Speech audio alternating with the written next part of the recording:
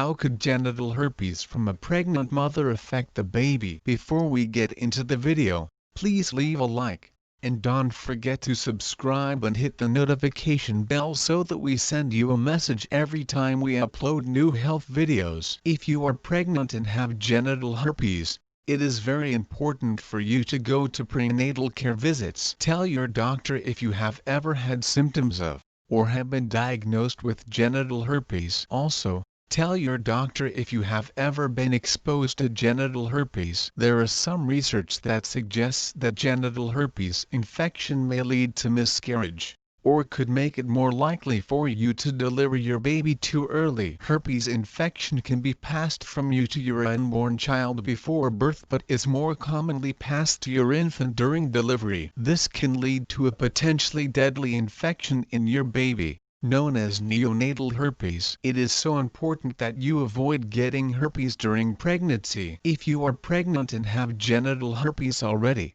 you may be offered anti-herpes medicine towards the end of your pregnancy. This medicine may reduce your risk of having signs or symptoms of genital herpes at the time of delivery, which is better for the baby. At the time of delivery, your doctor should carefully examine you for herpes sores. If you have herpes symptoms at delivery, C-section is usually performed. Thanks for watching. That's all for today. Visit the link in the description below if you are a herpes carrier and watch the #1 recommended way how to erase herpes from your body permanently. If you liked our video, please leave a like and subscribe for our future videos. And do not forget to comment below. Thanks for watching.